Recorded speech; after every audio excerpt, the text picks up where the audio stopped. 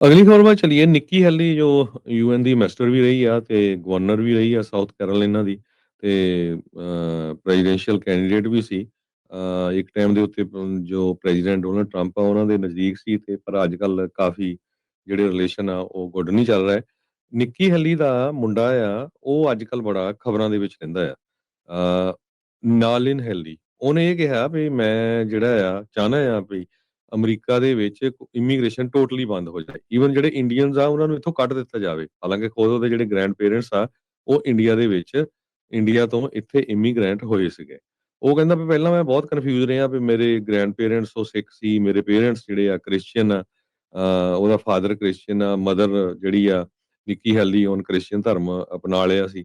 ਤੇ ਹੁਣ ਇਹ 24 ਸਾਲਾਂ ਦਾ ਜਿਹੜਾ ਹੈਗਾ ਆ ਇਹ ਮੈਗਾ ਦੀ ਇੱਕ ਵੱਡੀ ਵੌਇਸ ਬਣਦਾ ਜਾ ਰਿਹਾ ਹੈਗਾ। ਜਾਂ ਤਾਂ ਇਹਨੂੰ ਪੋਲਿਟਿਕਸ 'ਚ ਆਉਣਾ ਹੈਗਾ ਤੇ ਉਹ ਕਹਿੰਦਾ ਵੀ ਮੈਂ ਦੇਖਿਆ ਵੀ ਸਾਰੇ ਧਰਮਾਂ ਨਾਲੋਂ ਕ੍ਰਿਸਚੀਅਨ ਧਰਮ ਜਿਹੜਾ ਬਹੁਤ ਵਧੀਆ ਧਰਮ ਹੈਗਾ ਆ। ਤੇ ਹਾਲਾਂਕਿ ਨਿੱਕੀ ਹੈਲੀ ਪਿਛਲੇ ਦਿਨਾਂ 'ਚ ਡੋਨਾਲਡ ਟਰੰਪ ਉਹਨਾਂ ਦਾ ਕਾਫੀ ਵਿਰੋਧ ਵੀ ਕਰਦੀ ਰਹੀ ਆ ਟੈਰਿਫਸ ਨੂੰ ਲੈ ਕੇ। ਪਰ ਜਿਹੜਾ ਧਰਮ ਦੀ ਗੱਲ ਜਾਂ ਇਮੀਗ੍ਰੇਸ਼ਨ ਦੀ ਗੱਲ ਇਹ ਉਸ ਟਾਈਮ ਤੇ ਆਈ ਆ ਜਿਸ ਟਾਈਮ ਦੇ ਉੱਤੇ ਜਿਹੜੇ ਰਿਪਬਲਿਕਨਸ ਆ ਉਹ ਆਪਣੇ ਆਪ ਨੂੰ ਇਹੀ ਕਹਿਣਾ ਕਹਿ ਰਹੇ ਆ ਵੀ ਸਾਡੇ ਨਾਲੋਂ ਸੱਚਾ ਕੋਈ ਕ੍ਰਿਸਚੀਅਨ ਹੈ ਨਹੀਂ ਹੈਗਾ। ਜੇਡੀ ਵੈਂਸ ਨੇ ਪਿਛਲੇ ਦਿਨਾਂ 'ਚ ਇਹ ਕਿਹਾ ਸੀ ਵੀ ਮੈਂ ਵੀ ਕੋਸ਼ਿਸ਼ ਕਰ ਰਿਹਾ ਵੀ ਜਿਹੜੀ ਮੇਰੀ ਵਾਈਫ ਆ ਉਹ ਕ੍ਰਿਸਚੀਅਨਿਟੀ 'ਚ ਕਨਵਰਟ ਹੋ ਜਾਏ। ਊਸ਼ਾ ਵੈਂਸ ਇਹ ਵੀ ਸਰੋਤਿਆਂ ਨੂੰ ਦੱਸਦੇ ਜਾਈਏ ਉਹ ਐਥੀਇਸਟ ਆ ਤੇ ਉਹ ਆਪਣੇ ਆਪ ਨੂੰ ਕਿਸੇ ਧਰਮ ਦੇ ਵਿੱਚ ਯਕੀਨ ਨਹੀਂ ਕਰਦੀ ਹੈਗੀ।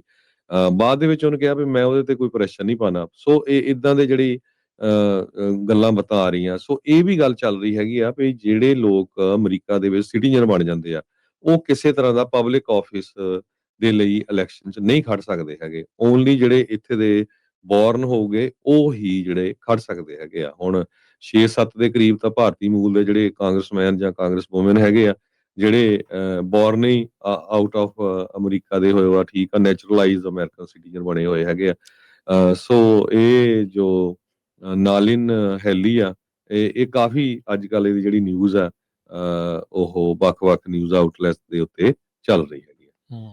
ਜੀ ਵਾਈਸ ਪ੍ਰੈਜ਼ੀਡੈਂਟ ਦੀ ਵੀ ਜਨਾਨੀ ਨੂੰ ਕਹਿ ਦਿੱਤਾ ਵੀ ਇਹ ਕ੍ਰਿਸਚਨ ਜਿਹੜੀ ਉਹ ਬਣ ਜਾਵੇ। ਸੋ ਜਿੰਨੇ ਮਰਜ਼ੀ ਬਣ ਜਾਓ ਜੀ ਭਾਈ ਸਾਹਿਬ, ਜਿੱਦਾਂ ਮਰਜ਼ੀ ਕਰ ਲਓ, ਇਹਨਾਂ ਦੀਆਂ ਨਜ਼ਰਾਂ 'ਚ ਜਿਹੜਾ ਰੰਗ ਵਾਲਾ ਭੇਦਭਾਵ ਆ ਨਾ ਕਿਤੇ ਉਹ ਚੀਜ਼ਾਂ ਜਿਹੜੀਆਂ ਆ ਉਹ ਸਾਹਮਣੇ ਹੀ ਰਹਿਣੀਆਂ।